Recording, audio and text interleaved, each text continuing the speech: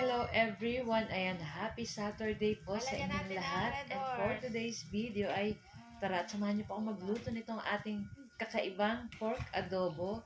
Lalagyan po natin ng red horse. And so yun guys, so pig try ko lang kasi may napanood akong video guys na nilagyan ng red horse. So syempre, hindi pwedeng hindi natin itatry din kaya itry natin kung masarap ba talaga or maglalasa bang red horse yung ating pork adobo. So, ayan na nga. At papakuluan lang natin itong ating pork liempo. So, naglagay tayo ng asin, pamintang, durog, and patis para may lasa na yung ating pork.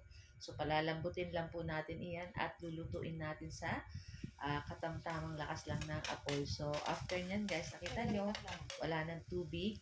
So, malambot na yung ating pork dyan. So, pwede na po tayo mag-start mag-gisa nitong ating bawang at sibuyas. So, naglagay lang po tayo ng konting mantika. Ayan. Tapos, igisa na natin po yung ating bawang at sibuyas dyan hanggang lumabas yung aromatic nitong ating bawang at sibuyas. At naglagay na rin po ako ng dahon ng laurel.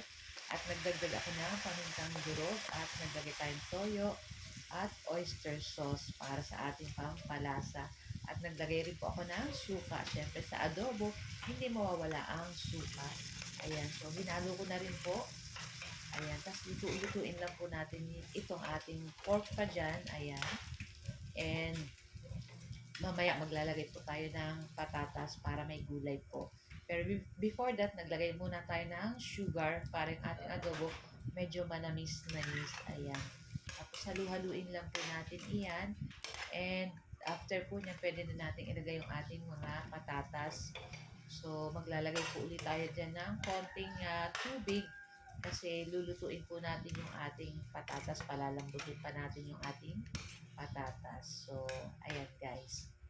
So, ayan na nga. At maglagay na po tayo ng tubig. Konting tubig lang po guys. Kasi medyo nawawala na yung sabaw nitong ating pork adobo. So, after ilang minuto, ayan guys. So, yung ating patatas ay malambot na. So, ayan na nga. At syempre, tikman nyo na po kung okay na para sa inyo yung lasa. So, para sa akin guys, okay na po yung lasa. Kaya naman, ay pwede na po nating ilagay dyan yung ating red horse. So, hindi naman po natin guys kailangan ubusin yung red horse. Ayan. So, parang kalahati or medyo mataas lang ng konti sa kalahati. Nilagay natin. So, ayan na nga at hinaluhalo lang po natin. Ayan. And medyo pakakatihin lang po natin yung sabaw nito. So, luto-lutuin pa po natin ng ilang minuto. So, ayan na nga guys. Kung makikita nyo, ay wala nang masyadong sabaw. Ayan. Konti na lang. At pwede na rin natin to guys patayin. At pwede na rin po natin tong tikman.